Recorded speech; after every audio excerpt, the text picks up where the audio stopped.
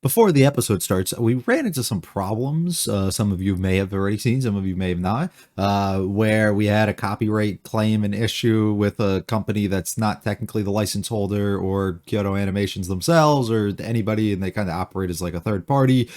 Yeah, so big issue kind of came up out of it with them. I still don't know really how to feel about them as a company and what their target kind of is with this, because I can't, while it says they have licenses to a bunch of shows or they work like contracted by people to take a bunch of things down, there's nothing that actually states who they work with or for. So there's no way for me to like verify if they're being legit or not, or if they're just some sort of company that likes to target smaller channels to be able to claim any sort of, revenue and things that they can out of them to squeeze as much money into their own pockets as they can. Also, being a weird German company that has somehow expanded over the years into the working in Asia is interesting, but I guess that's just who they are. So yeah, it's a weird situation. I don't really know how to handle it. Asked a few of you, had some old thoughts about it on my own, and it seems like the route we're gonna end up going is we're gonna do timers for the remainder of the series. Sorry if you don't like watching it with timers. It's just what we're gonna have to do. It's the only way I think I can really keep this up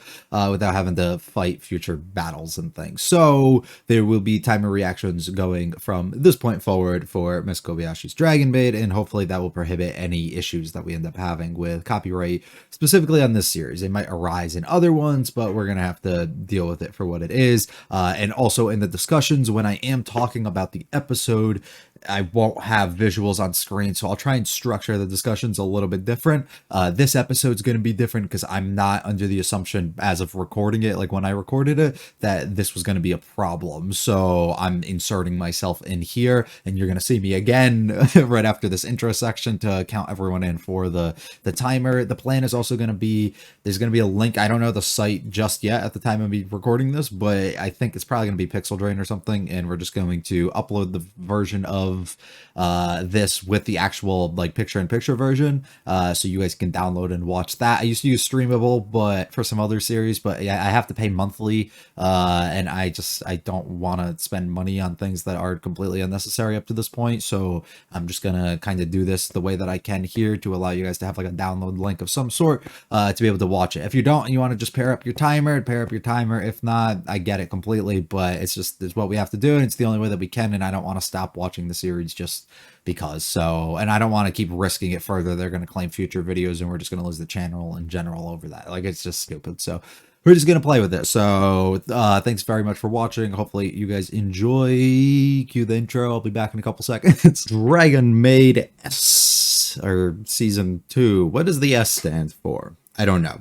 We're going to call it season 2 anyways. But if the S has any significance, it will probably make itself known, would be my assumption. From the art I'm looking at here, they're utilizing the S as like a big old dragon. So I guess, but like, yeah, I mean, I guess if that's all that they mean, but I don't really understand why that would be so significant or different in comparison from the first season. So I don't know, but I'm excited. I'm excited to be here. Was just trying to see exactly how long between, and it appears 4-ish year wait kind of between the two seasons, which is always a wonderful thing to see, especially everything that they had to go through at the studio. But just as a fan of a series in general, to be able to have that opportunity, even if it's not something that you get, 1 year or 2 years or 3 years later, to still have a chance to be able to get your series to then come back, is always a wonderful thing. And from what we've been able to see up to this point, it seems like KyoAni, at least with the newer series and the things they're doing, are doing their job to like the fullest of trying to give you like full adaptions of what they've been doing, going really far with a couple of their series as of recent, and even with confirmation of a sequel movie to come more after Dragon Maid S, which is a wonderful thing. So always welcomed for more, unless the season completely tanks it and I hate it. We'll be here for the movie too, whenever that comes. If I'm here, we should say. But yeah, there should be no concern there. We left off last time with a intriguing encounter between Toru's father really making his first appearances and Kobayashi standing on some ground here, which was nice nice to see her sticking up for the people that she cares for, and Toru also being able to just kind of be a part of that and sticking up for her own desires and things that she wants too. We laid some groundwork for some difficulties that could potentially come if things were to arise within our own world or the dragon world itself, which could be a problem, and blame and things could be placed directly on Toru, or things could happen to her, and a lot of concerns and stuff coming from her father's part, which rightfully so. I mean, thanks, makes a lot of sense. But they kind of went their separate ways for time being, and I'm very curious to now kind of see where they plan to head with this. Are we going to have more encounters? Are we going to up the stakes a little bit more when it comes to something along those lines? Or are we going to kind of peel it back and go more slice of life throughout all of this again? Or are we going to have a really strong balance between the two? I don't know, but I really am excited to see. I've raised some concerns that I would love for a lot more Elma screen time throughout this, because she was kind of really underutilized, I felt, throughout the entirety of the first season. So there's some hope on my own end, I think, when it comes to involving her a bit more. And I think the only other thing I want is just like more cute, fun Kana moments, because those are like highlights for me. So nothing else. If they just kind of keep up with what they did in the first one, I'm not really going to have a complaint. But I do think narratively it would be a smart decision to throw us into like a little bit of a different gear, especially with how they ended the last season. Not saying they have to immediately start it that way, but maybe start directing us at some point towards something a little bit more, I don't know, climactic, something a little bit more eventful, I guess, occurring. So we'll see what they decide with, though. If you like it all, like and subscribe to the audience, may feel free to stick around for the discussion. Leave any comments with this episode or series. Let's get going with episode 1 of season 2 of Miss Kobayashi's Dragon Maid. I don't know how to count people in yet, so we're just gonna go 3, 2, 1, go. So on my go, the timer should start. You hit start, and maybe I'll think of a different way for us to do it in the future. But 3, 2, 1, go.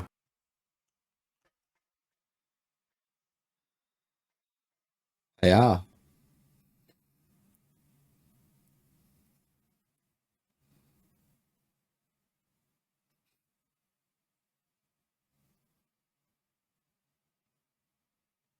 Do you want to go, or are you mad that they're claiming a title that you should have? Okay. Do you want a job? You kind of already have one.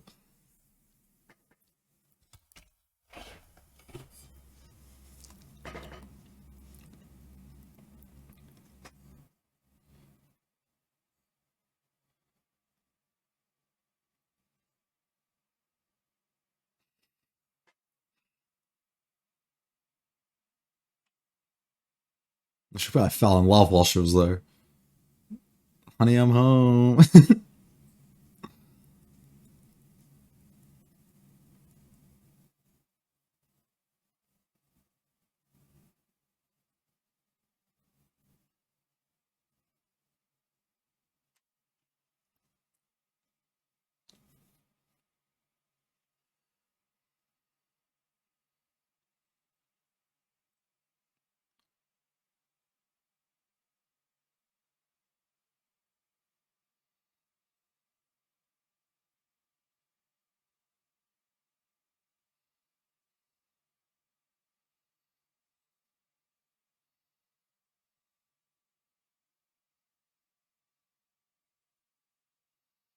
Jesus.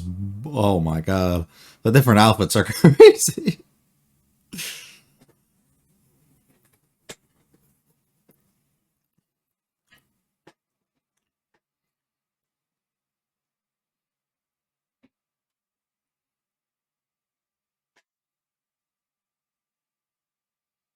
Who the hell's the blue one?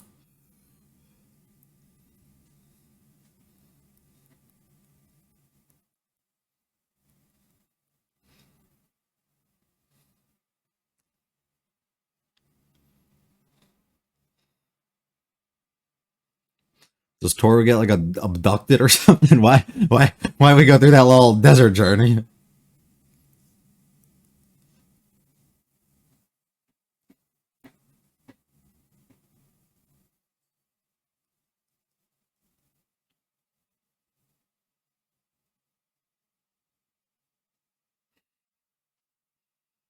You brought your own outfit? Yeah, that's some real shit. Congrats. Well done, well done. I don't do anything during the day here. Yeah, yeah. Just got a job.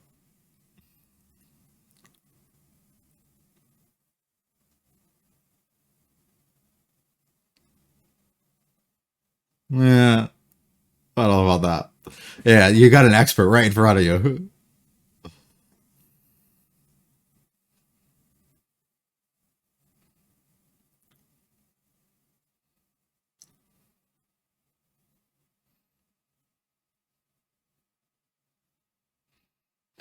You will learn some important skills.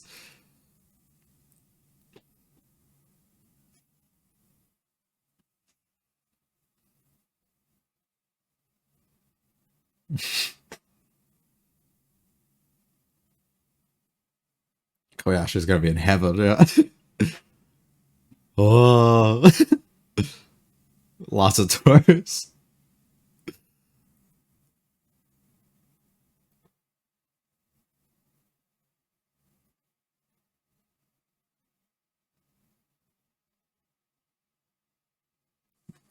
Love to see that. Love to see that. We love when it's the same, but the only difference is the girls. Yeah.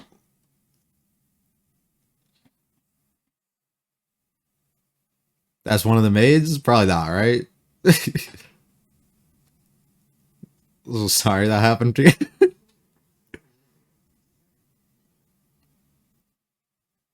Oh my god.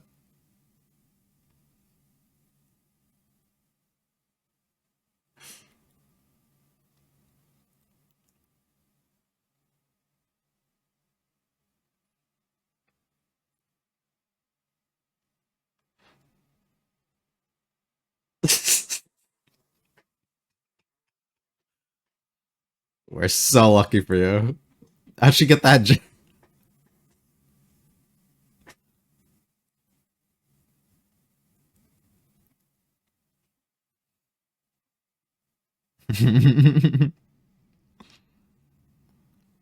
Do this on the daily.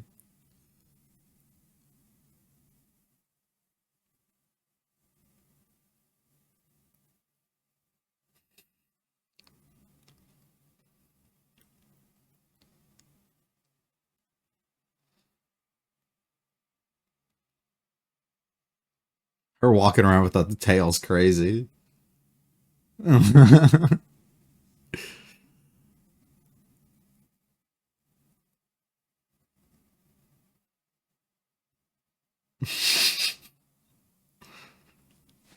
She did not.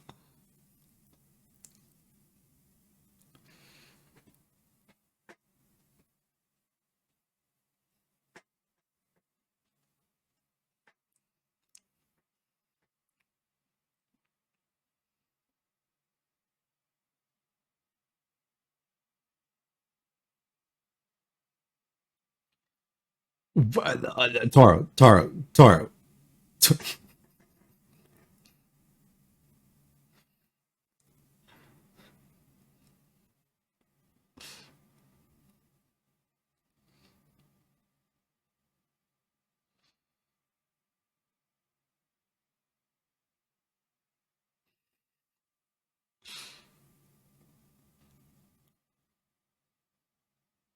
It's different, all right.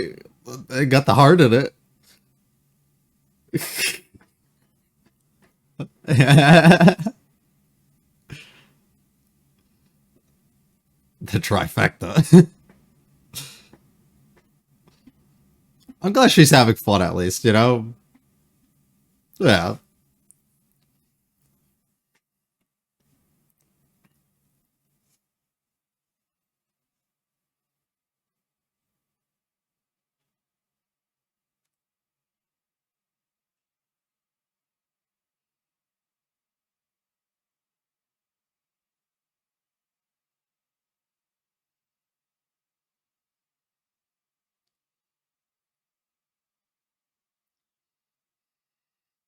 Why are you teaching them that? Why are you teaching them that? They're just gonna be doing magic.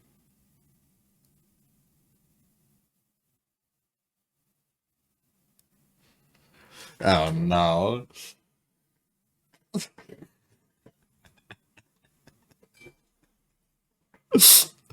Right.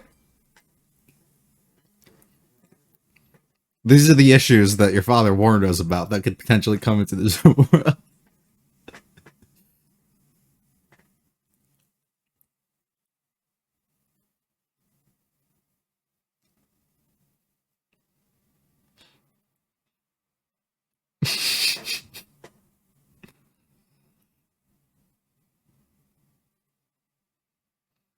How they gonna spoil New Dragon in the OP and in the title and not show us a damn new dragon? Yeah. What am I supposed to do with that?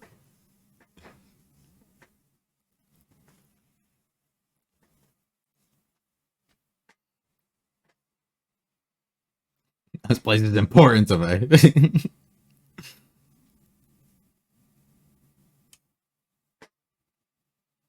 Go for it, Toru.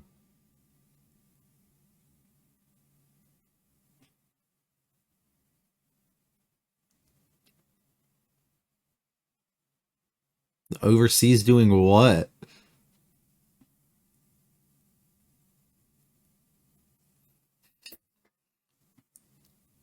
It had to have been you.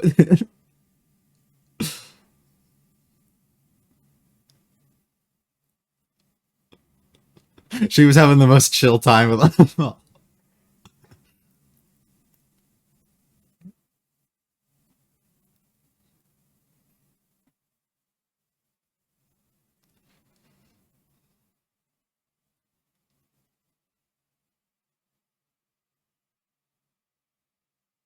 Just appear right in front of us.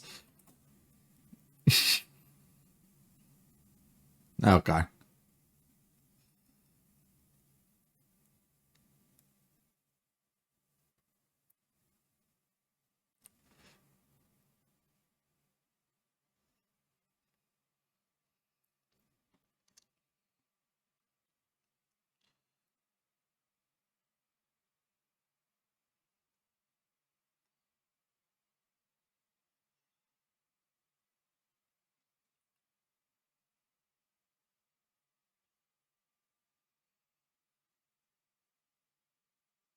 Just in front of everyone? Alright. It's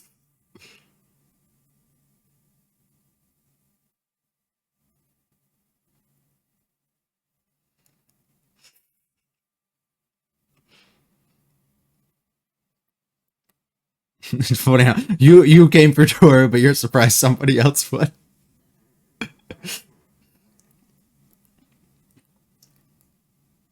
I think we don't really have a choice. Yeah. What am I gonna do? Stop this?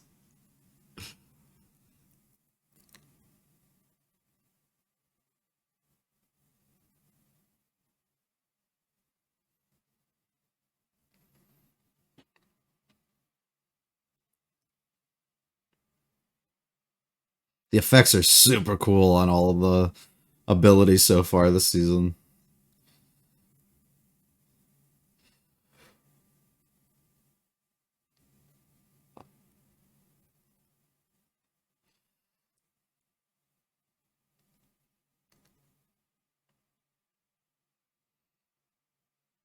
It appears so. Right.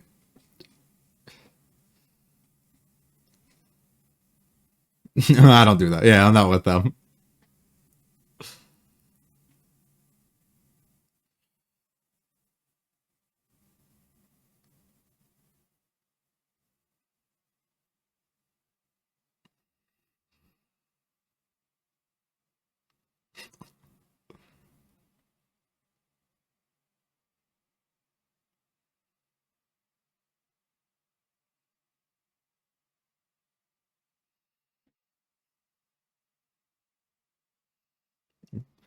Yeah, didn't even start to begin. This could be a thing.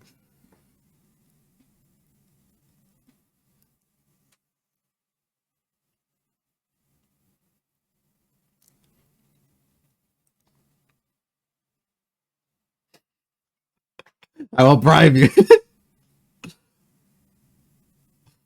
Waste to her heart. Easy. So easy. Oh man, oh man. Go on, go.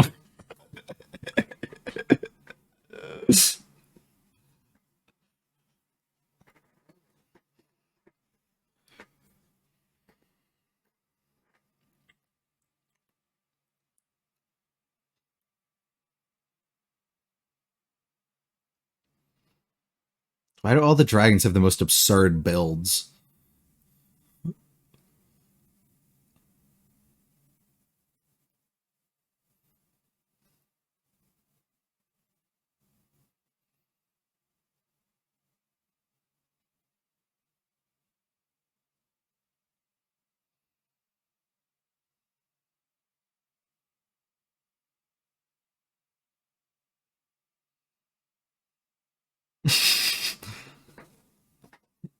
I would never help you.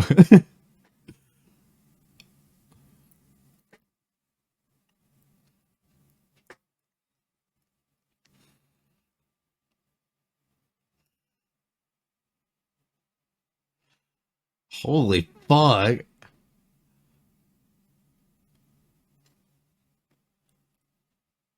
was easier than expected. Go away. Yeah.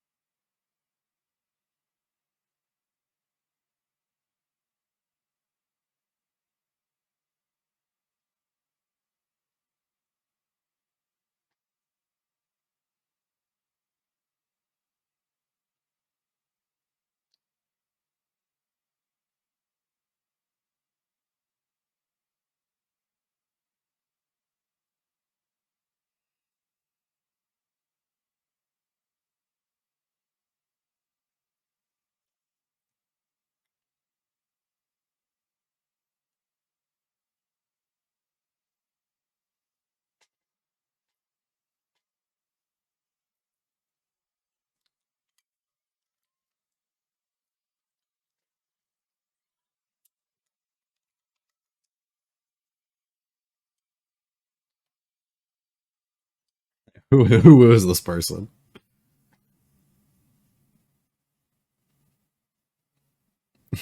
Well, they are your enemy in this situation.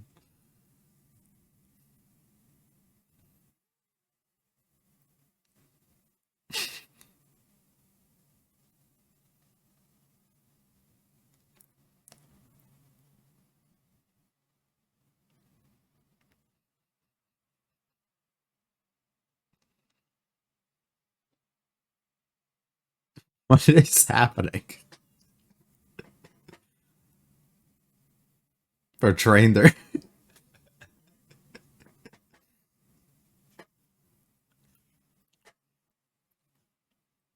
She's coming back again?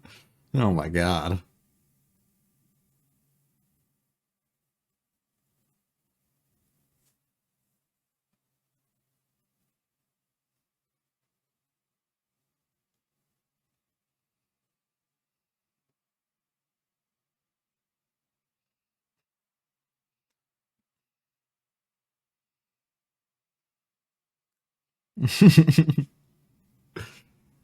Right, right. I'm just living my normal life.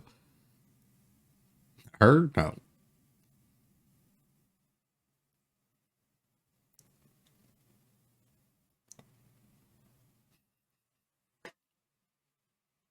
It was the other way around, but it may be developing in this way. Suspicious. See how lustful you really are.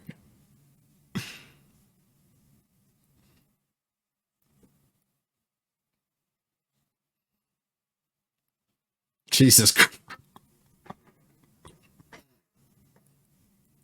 The male lost, right?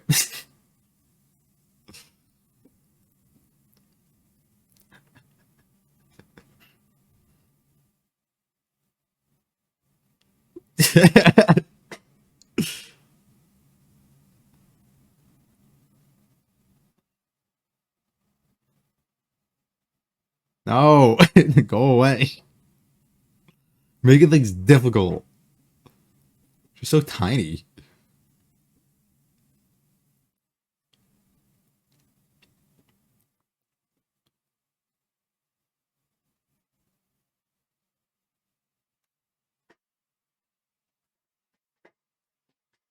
Yeah, you sound like the others.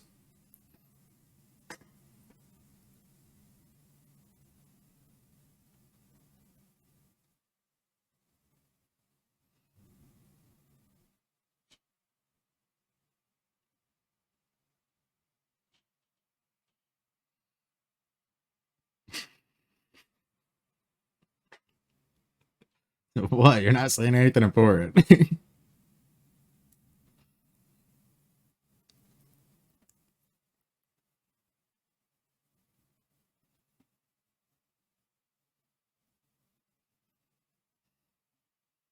I think you might need one, buddy.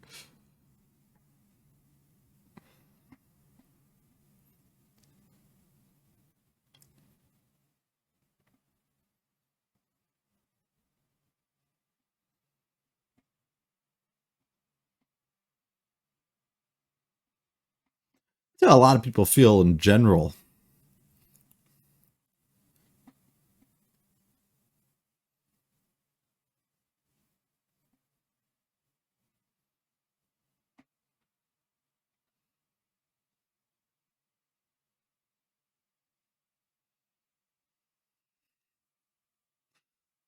All right.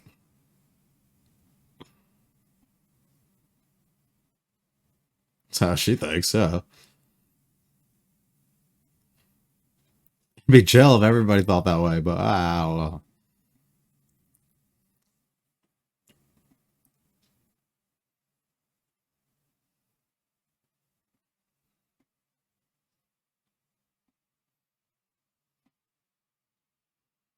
You're just kind of following what everybody else told you.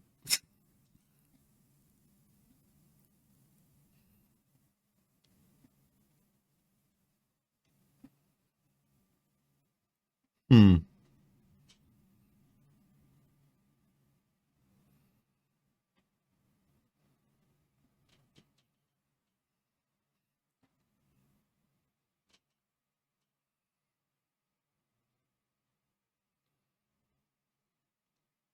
Was that just her disappearing, or was she doing something?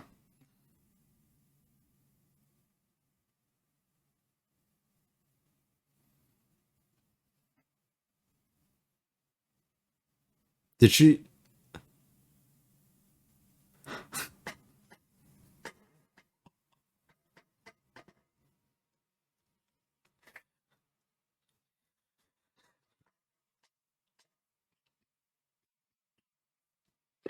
Why? Why can she even do that?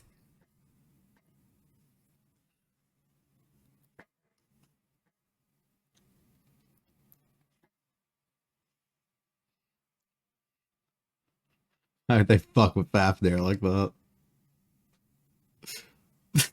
Uh oh, uh oh. Please, please contain him. Please contain him. No, no, no. This is gonna be bad. Yeah, yeah, yeah. Season, new dragon, new fun, new just everything. It was fun. It was fun. I think they did a really good job at mixing up the two things that I kind of talked about at the beginning with my hopes almost to allow us to have something to make me feel development but escalation within like the story itself to get us back to the high intensity that I felt towards the back end of last season, to be able to immediately maybe kick us off with that instead of just like slowly pacing us through it. And I think they nailed it with the first half being all cute fun and then being able to immediately switch pace and have like an extremely intense and like high stakes kind of moment occur with our fight that we ended up getting. So I think they big old thumbs up on there, and that was really really quality. I will say I do think the animation and all that is a lot stronger than I felt it was within the first season. At least just like general improvements. The overall expressiveness and fluidity of even the scenes within like the comedy moments and the opening like sequences that we were getting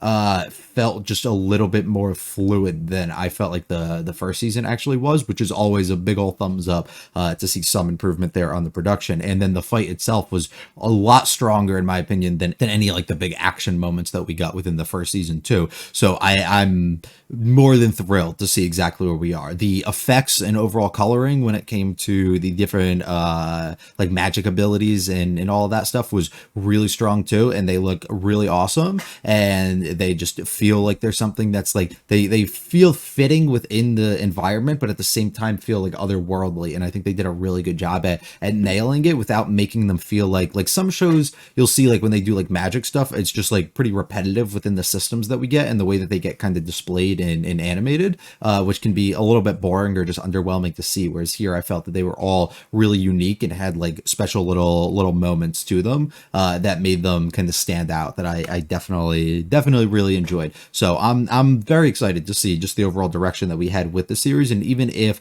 the little arc that we're getting ourselves into like starting off now ends and is like kind of like short and it doesn't last the entire length of the season or something, it's not even a problem because we can pivot into something else. But to immediately kick us off and like introduce somebody who can pose like this sort of threat, I think is a really strong beginning. I do want to check the voice actress for, how do you say your name? ILULU? I feel like I'm saying that completely wrong. It's like how pronunciation with the L's like turns into like R's and stuff, but I can't, I feel just weird when I say it that way too. So I don't know. I just gotta, let me know if there's, space it out for me. Help me out. Help a brother out for a little bit. Nothing too familiar. I didn't feel like I was familiar at all with the voice, so that's okay then. Yeah, nothing too familiar. The only one is the character, this girl from Slow Start, but I watched Slow Start years ago, so I don't even remember who she is. I don't even remember anything about the show. All right, noted. We'll keep that in mind. We'll just go through the episode. I don't think I have too much more directly to say. A lot of like the backgrounds and stuff I feel are relatively similar, but like I said, it's just like the snappiness and how fluid I felt a lot of these scenes were just a lot like quicker and stronger than I think that they initially came out to be. Here's the OP. We don't go through OPs or really discuss in-depthly anything about them, but we will make note because it's pretty obvious each time that we keep finding ourselves in scenarios like this. I would make the assumption based off just the horn of this one girl over here that this is Elma. So like I don't know the position that we find ourselves in, like why she's in that, if that's something that happened in the past, or if we're going to get into like an issue that's going to kind of cause like a banishment of like them, or they're going to be like isolated or something. I don't really know, but I would be intrigued to that. But I do think that could potentially take away a lot of charm from the series, of course, of the general interactions and stuff with our characters. So maybe it is like more flashback type of thing. I don't know. Maid Cafe opens, and I love how Tora just needs to take the crown of being the best maid. She hates how they advertise themselves, so she must go and do that. We don't get a bunch of Kana moments, but all of them are really cute. Her just trying to get into the seat, being excited about eating food, and everybody coming up to her and thinking that she's adorable at different points, I think are great. Forcing Toru into the kitchen is funny. Also her without the tail, huh? Getting to see her in a different outfit too. Different maid outfit, that is. I also will say I don't know if it's just me, you can let me know, maybe anybody else feels this way. Something about the voice of Toru felt off to me. The recording of it, it sounds the same, but the overall recording of her sounds very different than all the other characters, which makes me wonder if this is like an issue that they ran into through COVID stuff, because I believe this aired like throughout that time, right? So maybe forcing that on her, like where they had to use a different like sort of setup, or she wasn't like properly in like the same like environment or something. Because some of the characters like you listen to, even some of the background ones, like Fafnir sounds completely fine, right? And so do all the other characters, but when I hear her, it sounds a little like, doesn't sound as crisp as I think like everybody else really does, and it was throwing me off to start off the episode. And we even get a little scene later where like I think all the maids like kind of line up and they each say something, and like a couple of them sound the same and like one or two of them sound a little different, and it just like makes me wonder the way that they were all recorded, and if any of that stuff had like an issue with it, or if I'm just having like a weird thing with my ears and what I'm like expecting to hear, but I feel like it's only happening with one character that it makes me think that I'm not entirely wrong. The magic sequence is really strong, and I love the way that it kind of just comes out here to the Omelette Rice, which is great. And I love how she goes out of her way here and she teaches all of them how to use it to change exactly what it is, so they all know magic. Yeah, they all got their own thing. Yeah, that's probably not a great fucking idea. That's how bad things can happen in this world, and people can begin to study and learn things that they definitely shouldn't. Gets mad over all of the reviews, and here we go, immediately starting things off. Somebody's causing some fucking havoc, which gets her extremely mad. We can't find it. I love how she goes to everybody to ask about it to see if it was them. And the moment she sees Elva, doesn't even hear her out, just beats the shit out of her and puts the blame on her. Things immediately get really bad here, and we go to battle instantly between the two. Animation really, really up another notch throughout the entirety of this. Somebody here coming directly looking for Toru, something that we've been warned about could possibly happen with her being here, which could be a problem.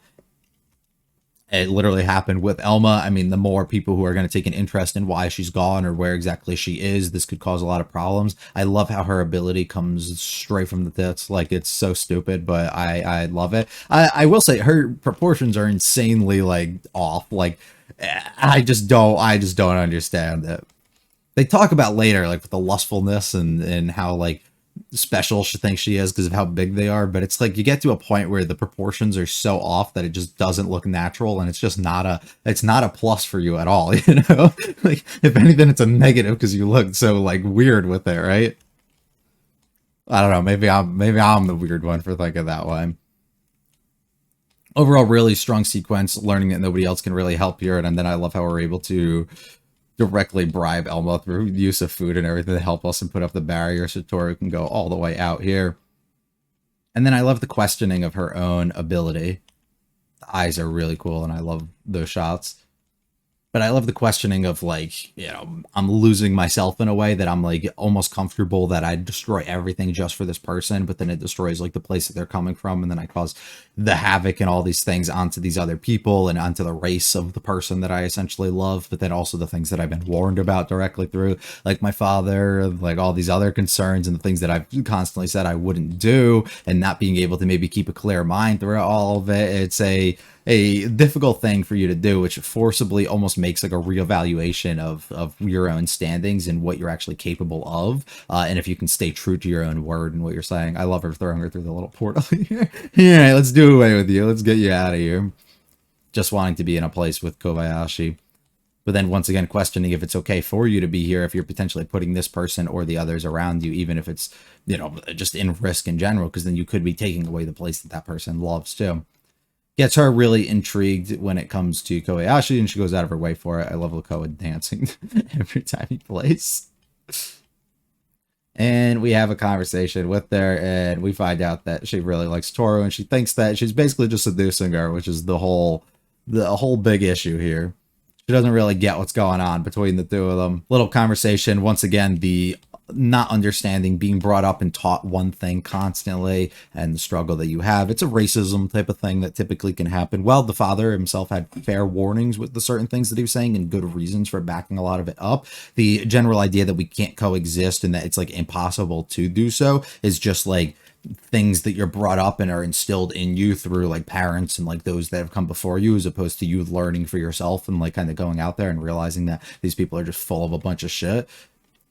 Kobayashi can live with them, and a few of the other humans within this world have actively shown that they can as well, and the dragons that have come to them have shown that they can. So why is it this law that must be kind of in place that everybody must feel this sort of way and it must be kind of done and this sort of thing? There's a little backstory here with a little girl holding like a doll that's similar to her. Does she like somehow become this thing? I don't understand. I don't know. I guess we'll end up having to see. Just some cute facial expressions here too.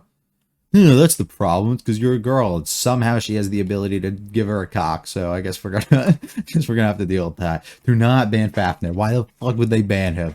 Don't they know the entire world is about to get fucking destroyed because of what they just did? I love Taki being able to realize that. cute ED sequence as well. That's all we will have for the first episode. I'm very excited to get into more. Hopefully some high stake moments once again can occur. I do feel like we might tone it down and it may not just be instant like battling constantly between the two, but it would be fun if we do get a couple more moments like that. Based off the OP and them kind of walking together, I do have the belief that she'll probably kind of come into place and end up joining like the household, or maybe not joining the household, but just joining the world like the other ones and Elma and everybody kind of have, and just living to potentially coexist in some sort of way with us. But we'll end up having to just wait that one out and see. Hopefully you guys enjoyed. If you liked it all, like and subscribe to me, feel free to check out the video channel and comments of this other series. I'll be back for the second episode of very soon. It'll be a great one. Peace.